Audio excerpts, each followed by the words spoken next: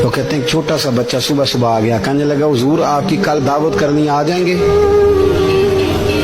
آپ نے فرمایا آ جاؤں گا۔ کہنے لگا میں یتیم ہوں، باپ میرا فوت ہو گیا اور میرا بڑے دل کرتا ہے آپ سے محبت ہو گئی۔ فرمایا کب آؤں؟ اس نے کہا کل آ جانا۔ کیا کھلاؤ گے؟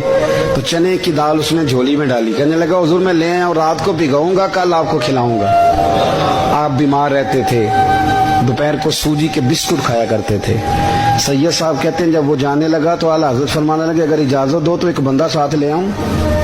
کہنے لگا لے آؤ۔ فرماتے ہیں اس کے گھر گئے تو اندر بیٹھنے کی جگہ بھی نہیں تھی۔ 1000 کتاب کے مصنف، لاکھوں کروڑوں مریدوں کے پیر، امت مسلمہ کتنے بڑے لیڈر، کہتے ہیں اس نے نا باہر گلی کے باہر دروازے کے باہر چٹائی بچھا دی۔ کہنے لگا حضور اندر جگہ نہیں ہے، میری اماں ہے اور آپ عورتوں سے بڑا پردہ کرتے ہیں۔ اعلیٰ حضرت باہر بیٹھ گئے زمین پہ، اس کو کہتے ہیں لاجپال پیر۔ باہر بیٹھ گئے، وہ چنے کی دال لایا اور باجرے کی موٹی روٹیاں۔ آپ کو تکلیف رہتی تھی پیٹ میں، آپ وہ چیزیں استعمال نہیں کرتے تھے، پر 1.5 روٹی کھائی۔ کھانے کے بعد کہا جائیں؟ کہنے لگا نہیں میری اماں آگ جلا رہی ہے، چائے پی کے جانا۔ وہ چائے آئی، جو بندہ سڑک سے گزرتا حضور جہاں بیٹھنے فرمایا جاؤ کام کرو، دعوت ہماری ہے تمہاری نہیں، جاؤ اپنا کام کرو۔ وہاں بیٹھ کے کھانا کھایا۔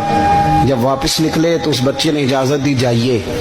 واپس آئے تو کچھ چہرے پہ کمزوری کے آثار تھے، کچھ تکلیف پیٹ میں شروع ہو گئی۔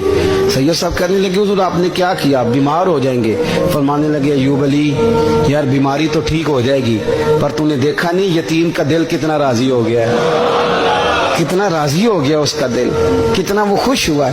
اور فرمایا جب یتیم راضی ہوتا ہے تو اللہ بھی راضی ہوتا ہے، اللہ کے نبی بھی راضی ہوتا ہے۔ بڑی